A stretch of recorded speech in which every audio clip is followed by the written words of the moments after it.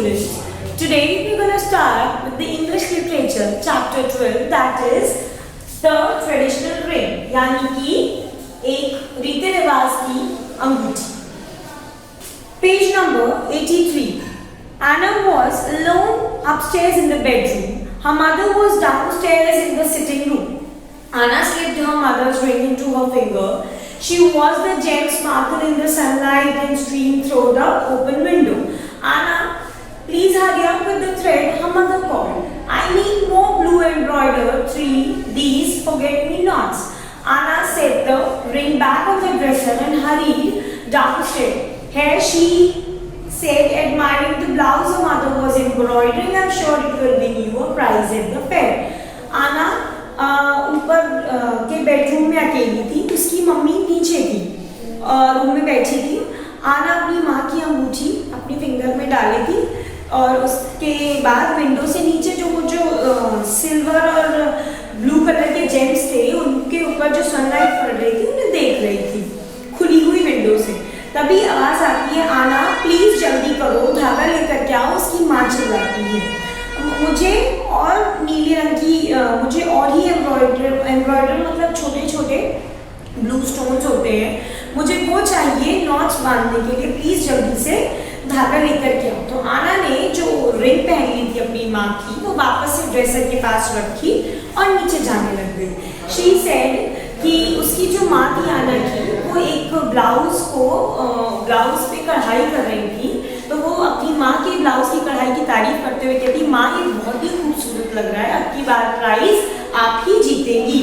In their town they had an annual handicraft fair. Women of the town came with their masterworks in the sewing, stitching, weaving and embroidery. Organizer gave away prizes for the best of these. Anna's mother was good at the embroidery and she had been entering her embroideries every year. Many times she had won prizes also, win or lose. She said it's a family tradition. Your great grandmother entered her first quid 50 years ago.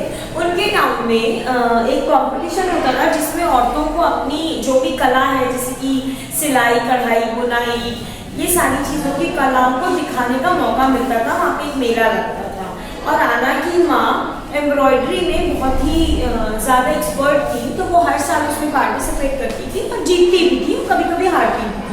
ये जो tradition था ये उनकी नानी के उसकी दादी के टाइम से चल रहा था. वो 50 साल पहले से ये ट्रेडिशन फॉलो कर रही थी. तो इसी तरीके से आना की माँ भी करती थी. Now machine do all the work. It seemed foolish to do all it by hand. उनकी माँ कह रही थी कि अब तो ये सारा काम मशीन करती है, ये हाथ से करना बड़ा ही बेवकूफ़ी भरा लगता है. While I work, remember your grandmother, my mother, all of us sit together in the afternoons talking and sewing. I still hear my mother say, Mary, that stitch is not straight. I had pull it back and redo. I would fret. But now it makes me smile to think about all that. I think I'll never lose this free habit of mine. वो उसने बताया कि उसकी Mary ने बताया कि उसकी माँ यानी कि उसकी दादी, उसकी नानी और वो सब एक साथ बैठते थे और बातें करते थे और बुनाई करते रहते थे. और उसकी मतलब जो नानी थी वो आना की माँ को चिल्लाती थी कि मैरी ये जो तुमने स्टिचिंग करी है ये स्ट्रेट नहीं आई है. तो वो उसे खोलती थी और फिर से करती थी. उन्हें गुस्सा भी आती थी लेकिन आज वो अपनी ये जो स्टिचिंग की हैबिट है इससे बहुत खुश थी. आना हंसी. She always loved to hear the story about her grandma, but today she was getting late. It was already 4 o'clock. She had to leave for her evening practice in gymnastics next Friday. There was going to be a very important competition and Anna was taking part in it. Her mother had promised that she would also go to watch the competition. Anna हंसी. उसको ये जो stories बताती थी उसकी माँ उसकी नानी के बारे में सुनना बहुत अच्छा लगता था. लेकिन आज वो लेट हो रही थी कि 4 बज चुका था क्योंकि नेक्स्ट फ्राइडे आना के स्कूल में एक जिम्नास्टिक कंपटीशन था जिसकी प्रैक्टिस के लिए आना को स्कूल जाना था. और इस कंपटीशन के लिए ये कंपटीशन इसलिए ज़रूरी था क्योंकि आना उसमें पार्टिसिपेट कर रही थी. और जो आना की मम्मा थी उन्होंने यानी कि मैरी ने आना को प्रॉमिस करा था कि वो ये कंपटीशन उसके साथ चल के ज़रूर देखेंगी.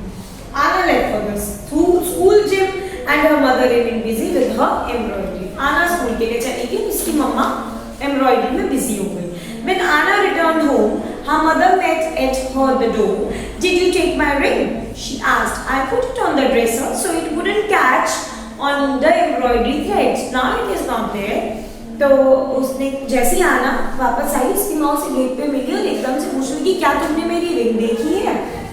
उन्होंने पूछा. मैंने उसको ड्रेसर में रखी थी ताकि वो कढ़ाई वाले धागों में उलझ कर खो ना जाए. I put it in my finger, said Anna, but I didn't take it. I put it back on the dresser where I found it. तो वो कहने लगी कि मैंने ये जो रिंग थी वो आपकी अपनी उंगली में जरूर डाली थी, लेकिन फिर मैंने उसको ली नहीं, मैंने उसको वापस ड्रेसर में रख दी जहाँ पर वो मुझे दिखी थी. The ring was another tradition. It had been the family for 100 years, maybe longer. ये जो रिंग थी उसका अपना एक अलग ही रिवाज था. ये 100 सालों से चली आ रही थी, मे बी और पहले से चली आ रही थी. Anna, are you sure? Said the mother. I won't be angry if after all where it has gone it couldn't fly away. Anna से उसकी माँ ने कहा, पक्का तुमने नहीं ली है, बता दो अगर तुमसे कहीं चली गई, मैं नहीं चलाऊंगी. After all रिंग के पैर थोड़ी है जो वो उड़ के चली जाएगी. I didn't take it, Mom. Anna said, becoming very serious. Really, I did. But come, I'll help you look for it. Anna hurried upstairs. She searched the floor around the dresser and under the bed. She checked every corner of the room. The ring was gone. Does Mom really think that I have taken it? Anna said to herself. उसने कहा, माँ मैंने ring नहीं ली है. मैं बहुत serious होके बोली मैंने नहीं ली है, लेकिन हाँ मैं उसको ढूंढने में आपकी ज़रूर मदद कर सकती हूँ. उसने बेड के नीचे देखा, उसने ड्रेसर के नीचे देखा, उसने रूम के एक एक कॉर्नर को चेक कर लिया, मगर उसको रिंग नहीं मिली. तो बोले आखिर कहीं ऐसा तो नहीं माँ सोच रही हूँ कि रिंग मैंने ली है. वो अपने आप में बड़बड़ाई. She closed the bedroom window, hurried downstairs to mother. It was there on the dresser. When I brought the thread down, she said, I have looked everywhere, really, I didn't take it. उसने कहा कि वो dresser पर ही थी जब मैंने आपको, वो नीचे गई अपनी माँ को उसने बताया कि वो ड्रेसर पर ही थी जब मैंने आपको वो आकर के थ्रेड दिया था. मुझे नहीं पता कि ये सच में कहाँ चली गई. At dinner that night, Anna's mother told her husband about the ring, and Anna says, I didn't take it. Did you think someone could have stolen? Who could stole it when you say nobody came here? Said Anna's father. Both the father and the mother looked at Anna suspiciously. उसकी जो माँ थी dinner table पे उसने ये सारी बातें अपने मतलब आना के फादर को बताई कि रिंग चोरी हो गई है. तो क्या तुम्हें लगता है कि ये रिंग कोई ले जा सकता है? तो उसके फादर बोलते हैं जब तुम कह रहे हो दोनों लोग कि कोई आया नहीं, तो ये रिंग कौन लेके जा सकता है? तो उसके बाद ये सारी चीज़ें होने के बाद आना की मम्मा और आना के पापा ने आना को सस्पिशियसली देखा, मतलब उसे उस निगाहों से देखा कि कहीं ऐसा तो नहीं ये इसी से खो गई. So Anna had to find the ring somehow. She searched the house the whole week wherever she had time. She found lost socks, books. She found skipping rope that had been missing since last summer, but there was no ring. उसके बाद अब आना को तो वो ring कैसे भी करके ढूंढनी थी, तो वो वीकेंड्स को जैसे भी उसको टाइम मिलता था वो ढूंढती थी. उसको बुक्स मिल गई खोई हुई, उसको बैग्स मिल गए, यहाँ तक कि जो लास्ट समर में लास्ट गर्मी में स्किपिंग रोप खोई थी वो भी मिल गई, मगर रिंग नहीं मिली. It was the morning Anna's gymnastic competition. Anna wanted her band to pull her hair back from her face. She looked her mom's drawer. There on the window ledge sat a sleek feathered crow. The bird watched her, then hopped to the floor and picked up a silver bead from the swing basket. It flew out the window and into its nest in the tree. Anna hurried down the stairs and ran to the door. ये सुबह का time था जिस दिन उसका competition था आना का. वो अपने बालों को कवर करने के लिए फेस पर से हटाने के लिए बैंड ढूंढ रही थी, मगर जो उसे नहीं मिल रहा था अपनी माँ की डोर में भी. तभी उस विंडो पर एक कौवा बैठा था जो आया, फ्लोर पर एक बीट पड़ा था, उसको लेके उड़ गया और अपने नेस्ट पर जाकर बैठ गया. तो जैसे आना फटाफट अपनी स्टेज से उतरी और दरवाजे की तरफ भागी. Anna wait, said the mother, will go together to your gymnastic competition. I am not going yet, said Anna. Please help me with the extension ladder. I think I know where your ring is gone. तो जब वो दौड़ के जा रही थी तो आना की मम्मा बोली रुको आना, हम साथ चलेंगे तुम्हारे कंपटीशन के लिए। तो आना बोली मैं अभी नहीं जा रही हूँ, मेरी हेल्प करिए, मुझे सीढ़ियाँ चाहिए, मुझे पता है आपकी रिंग कहाँ चली गई है। Anna's mother ran after her and helped her with the ladder. What are you doing? She asked. They carried the ladder to a big tree that was the center of the garden. I'm going to catch a thief. Anna said, don't worry, Mom. Just help me set the ladder against the tree. Anna started up the ladder. Be careful, her mother called. Anna's knee was shaking by the time. She was halfway up the ladder. She had climbed ladder before to pick fruit, but this was different. उसकी माँ उसके पीछे पीछे दौड़ी, उसको सीढ़ी दी, उसको help करी कि और से पूछी तुम ये क्या कर रही हो। तो उनके गार्डन के बीच में एक बहुत बड़ा पेड़ था जिस पर उन्होंने लेडर लगाई थी, वो काफ़ी बड़ा था। तो आना की मम्मा बोली ये तुम क्या कर रही हो। आना बोली मैं चोर को पकड़ूंगी, मॉम आप परेशान मत होइए, बस मेरी मदद करिए, ये ट्री को पेड़ के मतलब ये पेड़ के पास ये लेडर को लगा दीजिए, यानी कि लेडर में सीढ़ी को लगा दीजिए। आना ने सीढ़ी पर चढ़ना स्टार्ट करा। उसकी माँ बोली बी केयरफुल, ध्यान से आना। वो जो आना के नीज थे वो शेक कर रहे थे, वो कांप रहे थे। हालांकि वो कई बार फ्रूट्स के लिए चढ़ चुकी थी लेडर पे, मगर ये चीज़ अलग थी क्योंकि ये जो पेड़ था और ये जो नेस्ट था ये बहुत ही ऊपर था।